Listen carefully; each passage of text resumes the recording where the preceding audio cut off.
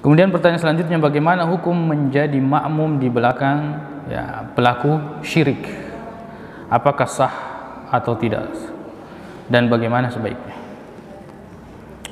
Kita lihat kesyirikannya, syirkul akbar atau syirkul asgar. Syirik yang mengeluarkan seseorang dari agama Islam. Manasanastadita manggere misalnya. Ya. Kalau baru prasangka, maka kita kalau baru prasangka gangkana betul-betul kita lihat, kita dengar.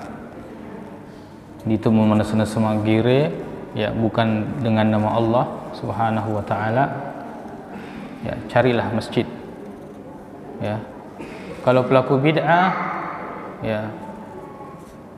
itu ulama masih membolehkan, dia yang tanggung kebid'ahnya. Tapi ini tentang kesyirikan, tidak ada dosa yang lebih besar mengalahkan dosa mapadua lurfung Allah Subhanahu wa taala.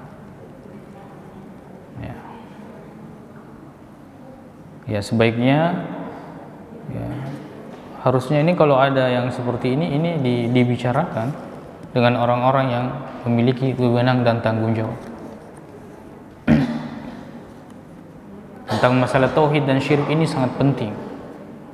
Saya kalau ada kesempatan keluar khutbah, selalu yang saya bahas itu tauhid dengan syirik. Tipe utuh. Nasabah masih banyak praktek kesyirikan ini di masyarakat dan belum tersentuh oleh dai. Dai ini sukanya di ibu kota, di kota-kota. Yang masuk ke masyarakat ini, sedangkan kesyirikan masih banyak di situ. Igun roh matu makutane roh. Siapa yang akan ditanya? Kenapa kamu tidak mengenal dakwah tauhid? Ustaz dia nang kenal kaki. Tidak pernah menyampaikan apa itu tauhid, apa itu bahaya syirik.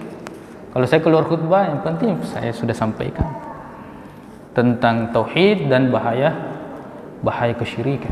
Masjid, orang-orang yang memiliki wewenang dan tanggung jawab di masjid, dan masjid ini punya dana untuk bisa memberantas kesyirikan dan memurnikan tauhid, akan dipertanggungjawabkan. Kenapa tidak menghadirkan misalnya kajian-kajian yang membahas tentang tauhid? Mulai papoli, mulai pukangkai ustaz yang membahas tentang masalah ini. Itu penting untuk membahas tentang bahaya kesyirikan dan menegakkan tauhid, sebab itu adalah dakwah para nabi dan rasul.